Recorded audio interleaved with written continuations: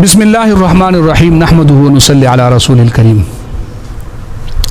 تراجم قرآن کے حوالے سے ایک عرصے سے یہ مہم چلائی جاتی ہے اہل بدعت رضاخانیوں کی طرف سے، اور کہا جاتا ہے کہ قرآن مجید کے تمام ترجمے جو سابقہ اکابرین اہل سنت والجماعت نے لکھے ہیں سارے گستاخانہ ہیں، اور اگر کسی نے صحیح ترجمہ قرآن کا کیا ہے تو وہ احمد رضا خان فاضل بریلوی نے کیا ہے۔ اس حوالے سے چند باتیں آپ حضرات کی خدمت میں آج عرض کرنی ہے اور آپ کو بتانا ہے کہ احمد رضا خان کی ترجمے کو صحیح کہہ کر ساری امت کو گستاخ کہنے کا یہ جو رسم اور رواج شروع کیا گیا ہے یہ کس حد تک گھنونا ہے اور اس کے کتنے نقصانات ہیں، آج انشاءاللہ آپ کو اس حوالے سے چند باتیں بتاؤں گا۔ آپ حضرات اس پر ذرا توجہ کے ساتھ انشاءاللہ حوالہ جات بھی سنیں گے تو آپ کو اس سے بہت کچھ سمجھ میں آ جائے گا۔ ابھی چند دن پہلے ایک مسئلہ اٹھا تھا، کچھ عرصہ پہلے کی بات ہے، آپ حضرات کے علم میں ہوگا کہ بریلی مسلک کے اشرف آصف جلالی نے حضرت سیدہ فاطمہ رضی اللہ تعالیٰ عنہ کے حوالے سے کچھ جملے کہے تھے، جس پر بریلیوں نے گرفت کرتے ہوئے کہا کہ انہوں نے سیدہ فاطمہ رضی اللہ تعالیٰ عنہ کی توہین کر دی ہے۔ تو یہ اشرف جلالی وہ شخص ہے جو کوئی موقع ہاتھ سے نہیں جانے دیتا جس میں یہ اکابرین علماء اہل سنت والجماعت علماء دیوبند کو کافر نہ کہے، ان کو برا بھلا نہ کہے، کوئی تقریر اس سے خالی نہیں ہوتی، حتیٰ کہ یہ اپنے مسلک کے لوگوں کو کبھی سعد رضوی کو کافر و مرتد بنا رہا ہوتا ہے، کبھی خادم رضوی کو بناتا تھا، کبھی پیر افضل قادری کو، کبھی کس کو، یہ ایک سلسلہ اس نے اور اس کے شاگردوں نے شروع کر رکھا ہے، اور آج ہمارے ساتھ بھی وہ سلسلہ ان کے شاگردوں کی طرف سے آتا ہے۔ گالم گلوچ شروع کرتے ہیں، پھر ہم جب جواب دیتے ہیں تو وہ بالکل غائب ہو جاتے ہیں، اور پھر کچھ عرصے کے بعد پھر نمودار ہوتے ہیں، پھر کوئی بولتے ہیں، پھر ہم جواب دیتے ہیں، وہ کچھ عرصے بعد پھر غائب ہو جاتے ہیں۔ یہ سلسلہ چھپن چھپائی کا ایک عرصے سے انہوں نے جاری رکھا ہوا ہے۔ ابھی ان کی ایک تازہ ویڈیو اشرف جلالی کی دیکھنے میں آئی جس میں یہ عرس مقدس کے نام سے کوئی پروگرام کر رہے ہیں، اور اس میں بتا رہے ہیں کہ جناب تم نے میرے اوپر یہ الزام لگایا ہے کہ میں نے سیدہ فاطمہ کے حوالے سے جو جملہ کہا وہ ناپسندیدہ ہے۔ اس کے دفاع کرتے ہوئے یہ کہتے ہیں کہ جناب احمد رضا خان نے انبیاء کرام علیہم الصلوۃ والتسلیمات کو لکھا ان کے بارے میں کہ وہ خطائیں کرتے تھے، تو ان کو خطاکار لکھا، خطائیں لکھا، تو وہ توہین اگر نہیں ہے تو میں نے اگر سیدہ فاطمہ رضی اللہ تعالیٰ عنہ کو توہین خطاکار کہا تو میں کیسے گستاخ ہوں؟ یہ اس پر جو ہے جواباً احمد رضا کی عبارتوں کو پیش کر رہا ہے۔ میں اس حوالے سے چند باتیں بتاؤں۔ یہ چلتے چلتے آگے کہتا ہے کہ جناب دیکھو احمد رضا خان نے قرآن مجید کے گستاخی والے ترجمے ہو رہے تھے، توہین والے ترجمے ہو رہے تھے، جس میں اس کا لفظ ہے باقاعدہ کہ یہ کہتا ہے کہ جناب بعض لوگ وَمَكَرُوا وَمَكَرَ اللَّهُ کا ترجمہ کر رہے تھے کہ اللہ نے مکر کیا، اور احمد رضا نے اس کا ترجمہ خفیہ تدبیر کی۔ بعض لوگ ترجمہ کر رہے تھے ضالن کا کہ گمراہ، اور احمد رضا نے محبت میں وارفتہ کا ترجمہ کیا۔ ضم کا ترجمہ لوگ گناہ کر رہے تھے، اور اعلیٰ حضرت نے آپ کے اگلے پچھلے گناہوں کے بجائے آپ کے اگلوں اور پچھلوں اس طرح کے الفاظ بول کر احمد رضا نے جو ہے وہ گستاخانہ اور توہین آمیز ترجمہ نہیں کیا بلکہ ادب والا ترجمہ کیا۔ آبیوں دیوبندیوں کے ترجمے دیکھ لو اور اعلیٰ حضرت کا دیکھ لو، پتہ چلتا ہے کہ واقعی ادب والی ذات ہے، لیکن آج لگتا ہے یہ شاید ان سے بھی آگے ادب والے ہو گئے۔ اب دیکھو جب قرآن میں آیا وَمَكَرُوا وَمَكَرَ اللَّهُ، اب قرآن میں تو مکر اللہ آیا، باقی سب نے یہ ترجمے کہ اللہ نے مکر کیا، اللہ نے مکر کیا، اللہ نے مکر کیا، معاذ اللہ۔ امام نے کیا کہا؟ آپ نے فرمایا ماکارو، کافروں نے مکر کیا اور اللہ نے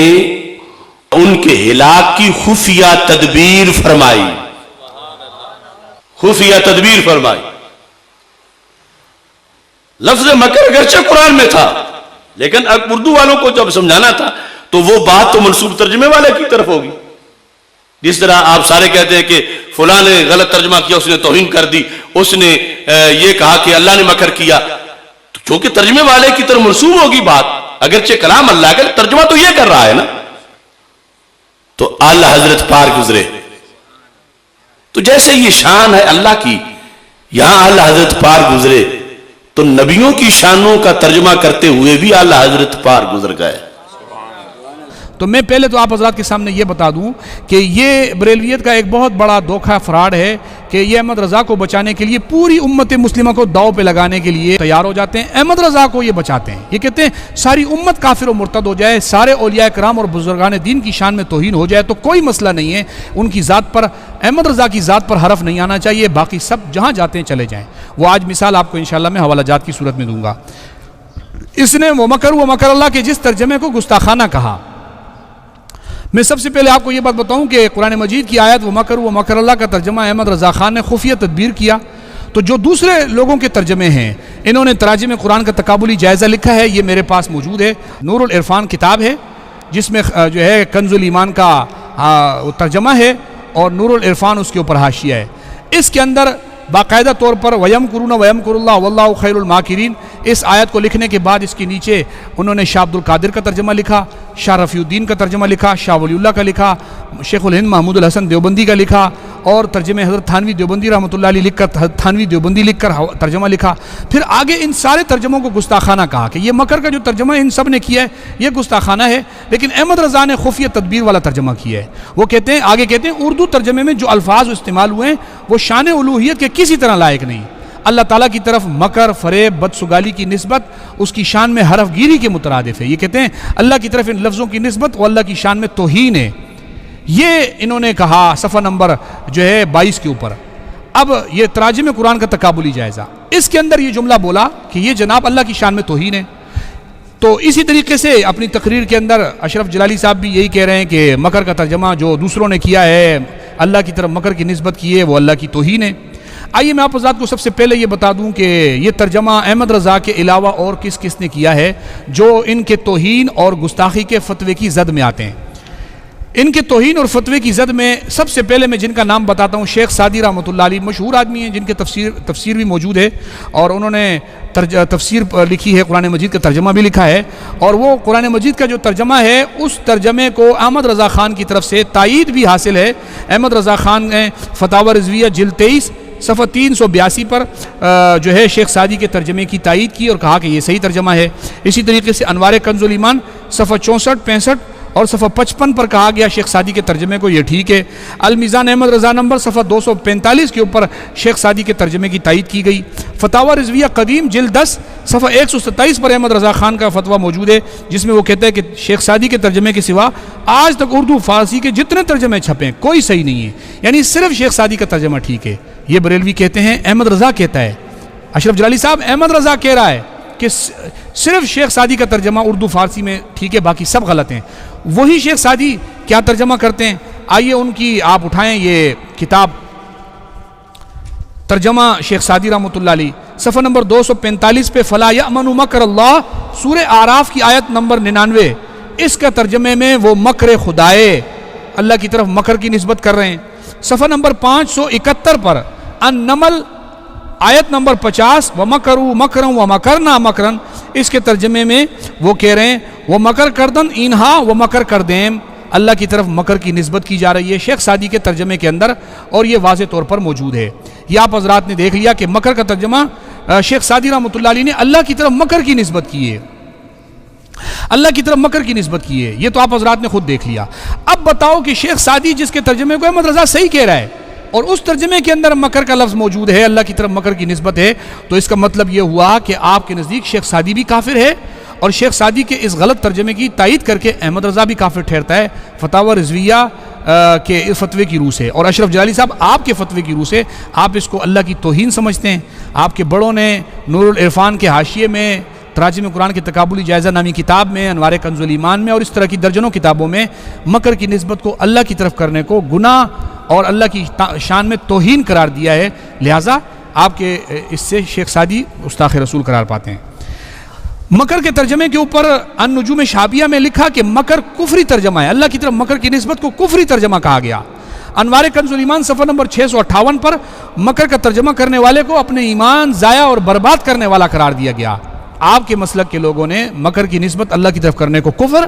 اور ایمان کی بربادی قرار دیا ہے، تو شیخ سعدی کو نعوذ باللہ آپ کے فتوے سے کافر ہونا پڑا، آپ کے فتوے سے وہ اپنے ایمان کو برباد کر رہے ہیں، اور احمد رضا اس کی تائید کر کے، گستاخی کی تائید کر کے، جیسے آپ کا اصول ہے کہ جو گستاخ کی تائید کرے وہ بھی کافر و مرتد ہوتا ہے، گستاخ ہوتا ہے، احمد رضا بھی گستاخ قرار پاتے ہیں۔ اسی طریقے سے فتوح الغیب حضرت غوث پاک رحمۃ اللہ علیہ، شیخ عبد القادر جیلانی رحمۃ اللہ علیہ کی کتاب صفحہ 28 کے اوپر اس کا ترجمہ آپ کے مکتبوں سے چھپا ہے، اس میں موجود ہے کہ مکر و امتحان اللہ کی طرف سے ہے، یہاں مکر کی نسبت اللہ کی طرف کی گئی ہے۔ خود ہدایت کے بخش حصہ سوم میں احمد رضا خان نے لکھا مکر حق تھا بڑا محب رسول، یہاں حق کی طرف اللہ کی طرف مکر کی نسبت کی ہے۔ تفسیر نعیمی جلد سوم صفحہ 472 میں مفتی احمد یار خان نعیمی جو ایک واسطے سے احمد رضا کے خلیفہ ہیں وہ بھی لکھتے ہیں کہ رب تعالیٰ کے مکر سے بے خوف نہ ہو، وہ بھی کہتے ہیں۔ مہر منیر صفحہ 248 میں واللہ خیر الماکرین کا ترجمہ کرتے ہوئے پیر مہر علی شاہ کی طرف منسوب ہے، وہ کہتے ہیں الہی مکر غالب رہتا ہے، وہ بھی اللہ کی طرف مکر کی نسبت کرتے ہیں۔ یہ سارے آپ کی فتوے کی روح سے شیخ عبد القادر جیلانی رحمۃ اللہ علیہ، ہدایت بخشش میں احمد رضا خان، تفسیر نعیمی جلد سوم میں مفتی احمد یار، پیر مہر علی شاہ اور جناب شیخ سعدی رحمۃ اللہ علیہ، یہ سب کے اوپر آپ کے فتوے سے گستاخی قرار پاتی ہے۔ یہ تو ہو گئی بات ختم۔ مکر کے حوالے سے آپ کی میں نے حوالہ جات پیش کیے کہ اگر آپ کے فتوے سے ان بزرگوں کو کافر کہا جائے، اس ترجمے کو گستاخانہ کہا جائے، تو ان بزرگوں کو بھی کافر کہنا پڑے گا، اور یہ ایک بہت بڑا نقصان ہوگا کہ آپ احمد رضا کو بچاتے بچاتے پوری امت مسلمہ کے اکابرین کو آپ تکفیر کی وادیوں میں دھکیل دیں۔ اور یہ سندھی زبان کی سندھیوں کا ایک بریلی مولوی ہے ادریس ڈائری، اس کی تفسیر ہے احسن البیان جلد 3 صفحہ 145 کے اوپر، وہ لکھتے ہیں۔ اب میں آ کر یہاں آپ کو یہ بتانا چاہتا ہوں کہ ہمارے تراجم قرآن میں جو مکر کا لفظ استعمال ہوا ہے اللہ رب العزت کی طرف، یاد رکھو عربی کے اندر وَمَكَرُوا مَكْرًا وَمَكَرْنَا مَكْرًا، وہاں پہ اللہ کی طرف مکر کی نسبت ہے۔ قرآن میں واللہ خیر الماکرین مکر کی نسبت ہے۔ یہ اور بات ہے کہ آپ اپنی زبان میں اس مکر کو کسی معنی میں لے جاؤ، لیکن عربی زبان کا جو لفظ مکر ہے وہ اپنے معنی کے اندر اللہ کے لیے اس کی نسبت موجود ہے، یہ آپ کو ماننا پڑے گا۔ اس کا آپ ترجمہ کرتے ہیں نا، احمد رضا کہتے ہیں جی ہم نے خفیہ تدبیر اس کا ترجمہ کیا ہے، تو کیا خفیہ تدبیر کرنے سے احمد رضا بچ جاتا ہے؟ تراجم قرآن کا تقابلی جائزہ صفحہ 22 میں جو میں نے آپ کو حوالے پڑھ کے سنائے ہیں، ان حوالوں کے اندر کیا لکھا ہے کہ وہ لکھتے ہیں کہ شاہ عبد القادر کے ترجمے سے مکر کا ترجمہ نقل کرتے ہیں، شاہ رفیع الدین سے نقل کرتے ہیں، شاہ ولی اللہ سے نقل کرتے ہیں، شیخ الہند سے نقل کرتے ہیں،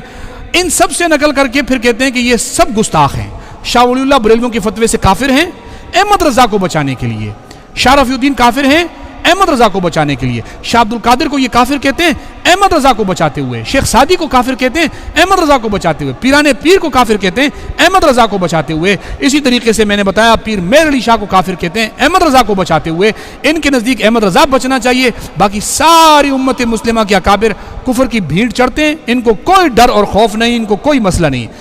لیکن میں نے بتایا کہ احمد رضا خان نے ہدایت کے بخشش میں اللہ کی طرف مکر کی نسبت کر کے اور شیخ سعدی کے ترجمے کی حمایت کر کے اور شاہ عبد القادر کے ترجمے کی حمایت کر کے، کیونکہ شاہ عبد القادر کا ترجمہ اس کے حوالے سے شاہ عبد القادر کے ترجمے کی حمایت احمد رضا خان اپنی فتاوی رضویہ کا ایک فتویٰ ہے 1300 اس کی 26ویں جلد میں 1338 احمد رضا مرنے سے 2 سال پہلے کہہ رہا ہے کہ جناب شاہ عبد القادر کے ترجمے کو پیش نظر رکھو۔ اس سے پتہ چلا کہ شاہ عبد القادر کا ترجمہ احمد رضا مرنے سے 2 سال پہلے اس کو صحیح قرار دے رہے ہیں، اور اس میں بھی مکر کا یہی ترجمہ ہے۔ گویا بریلوی احمد رضا کو بچانے کے لیے پوری امت مسلمہ کے اکابرین کو کفر کی بھیڑ چڑھانا چاہتے تھے، لیکن نعوذ باللہ ان کے ہاتھ سے ان بزرگوں کو کافر کہہ کر ان کا دامن بھی چھوٹ گیا، اور احمد رضا کے اوپر بھی تکفیر لوٹ کر آ گئی۔ کیوں کہ وہ شاہ عبد القادر کے ترجمے کی حمایت کر رہا ہے، اس میں مکر کا ترجمہ موجود ہے جو بریلوی جس کو کفر قرار دیتے ہیں، وہ شیخ سعدی کے ترجمے کی حمایت کرتا ہے، بریلوی اس کو کفر قرار دیتے ہیں، شیخ سعدی کی حمایت کر کے وہ گویا اس کفر میں بھی گیا۔ ہدایت کی بخشش حصہ سوم میں احمد رضا مکر کی نسبت اللہ کی طرف کر کے اپنے بریلویوں کے فتووں سے کفر کی بھیڑ چڑھ گئے، نہ خدا ہی ملا، نہ وصال صنم، نہ ادھر کے رہے نہ ادھر کے رہے، احمد رضا بھی ہاتھ سے گیا، اکابرین اہل سنت بھی ہاتھ سے گئے۔ اب میں آپ کو بتاتا ہوں یہ جو ہماری کتابوں کے اندر مکر کا ترجمہ